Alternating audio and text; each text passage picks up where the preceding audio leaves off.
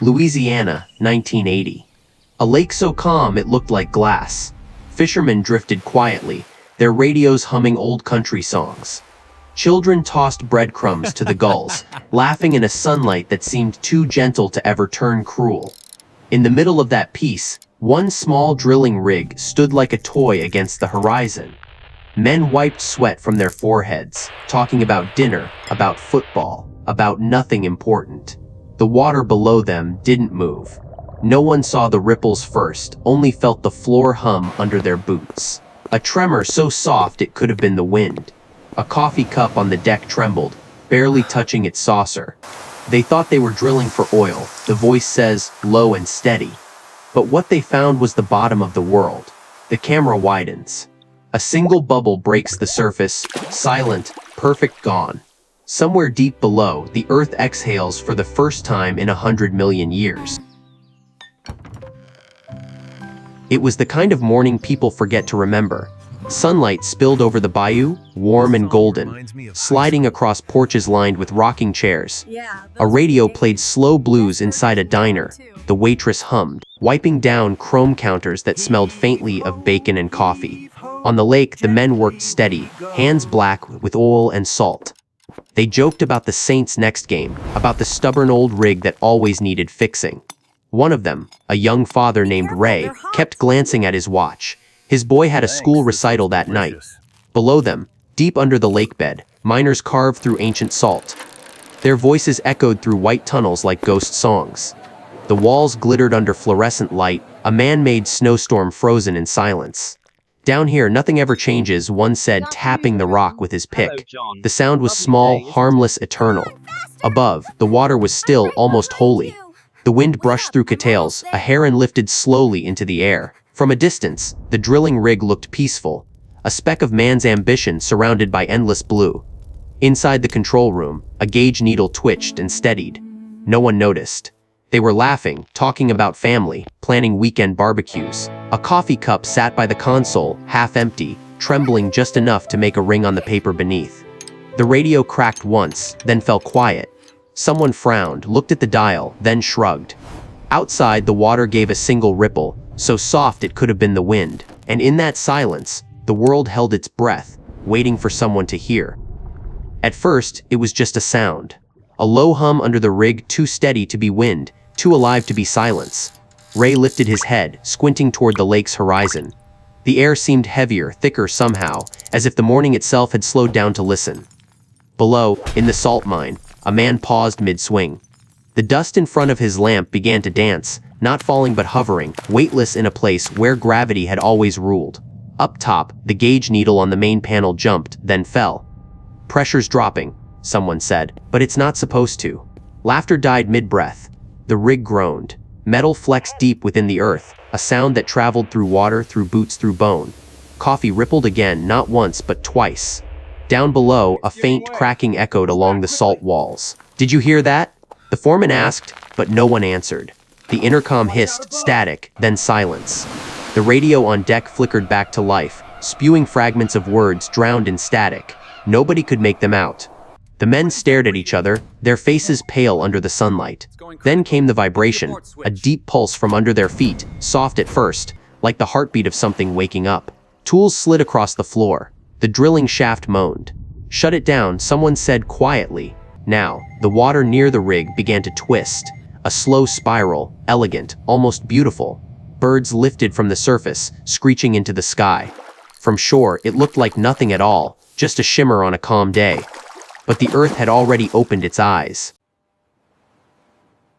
The rig gave one last metallic groan before the world tore open. Steel screamed, cables snapped, and the lake, calm only seconds before, convulsed like something alive. A sound rose from below, deep and hollow, the kind that didn't echo because it swallowed its own voice. Then the platform tilted. Men shouted, tools flew, and the deck vanished beneath a wave that seemed to fall upward. "Get off! Get off!" someone yelled, but the wind tore the words apart. Water surged, spinning faster, dragging whole sections of machinery down. Within moments, the entire rig folded in on itself, disappearing in a single gulp of the earth.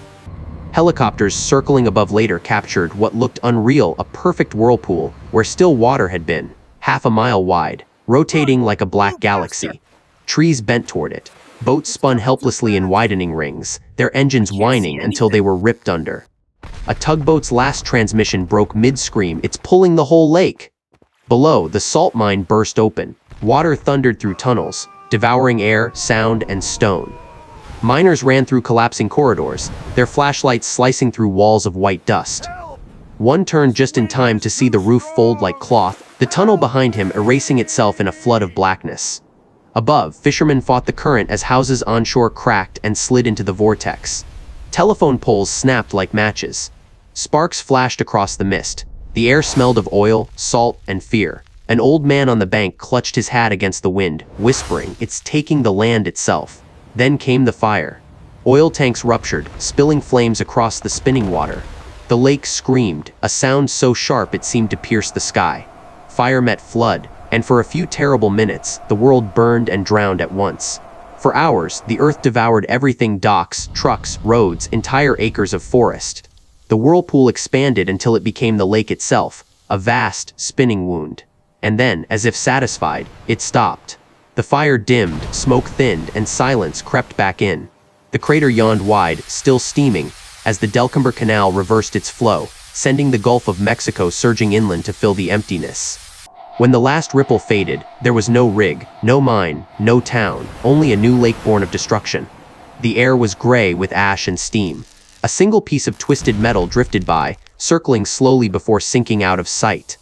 On the shore, the old man removed his hat. "Even the earth has hunger," he murmured, and somewhere in that vast silence, it felt as if God himself had stopped to listen. The noise was gone. The wind fell quiet first, then the water, then every living sound that used to give the place a pulse. The lake, deeper now, darker, spread outward like an open wound under a gray sky. Smoke hung low, blurring the horizon. Shattered docks drifted, tapping softly against one another, the hollow clinks echoing like faint memories. A worker's helmet floated past, coated in a thin film of oil, glimmering faintly in the weak light. Along the shore, men stood motionless, soaked, trembling, silent. There were no words left for what they saw.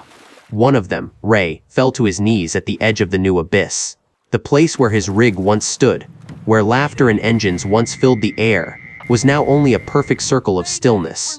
He didn't cry. His face carried the kind of emptiness that follows awe and loss combined. Helicopters drifted in the distance, their blades muted by mist. Soon the world would come: cameras, headlines, questions. But for now there were only survivors, blinking through disbelief, touching each other's shoulders to prove they were still here. A child stood nearby, holding a toy boat. Without a word, he let it go. The tiny vessel floated away, gliding toward the lake's center, toward the mirror of sky and water, where no one could tell which side was real. The camera pulls back, houses half gone, trees uprooted, a sign half buried in the mud, "Danger, deep mine below." The letters barely visible. Somewhere in the fog, a bird called once. Its echo wavered, fragile, almost human. They said no one died, the voice whispers, but something did. The shot lingers, the ripples fade. The silence holds, vast, final. The earth is calm again. But in that calm, something ancient waits, reminding the living that peace is never safety. Years later, people returned. They built a park, paved walkways, planted young trees where oil once burned. Children ran across the grass, chasing kites above a lake that looked too calm, too perfect to have ever swallowed the world. The brochures called it a natural phenomenon. The locals called it something else, a warning carved in water. The lake gleamed blue and silent. Tourists rented paddle boats, their laughter echoing where engines once screamed. They fed ducks, took selfies, leaned over railings to admire their reflections, unaware that beneath that mirror lay 13 barges, 11 boats, a collapsed drilling rig, and miles of tunnels stretching into blackness. An entire world still sleeping under the surface. Sometimes, when the air grew still, the water released a faint scent of salt and oil, a breath from the old mine. Locals said it was the earth exhaling, remembering.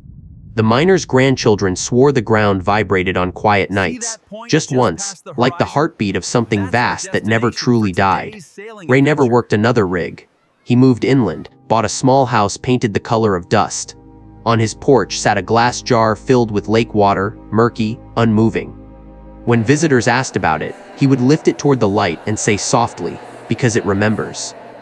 The sun would scatter gold through it, the same gold that once glinted on the waves before the fall.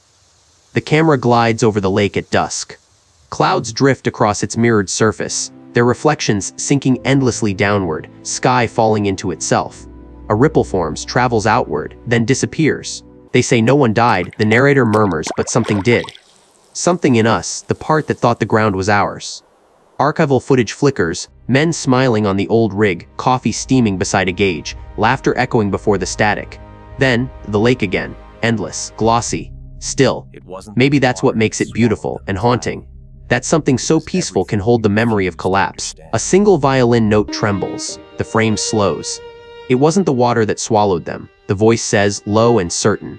It was everything we refused to understand. The screen fades to white. For a moment, there is only wind, soft, rhythmic, as if the earth itself has learned to breathe again.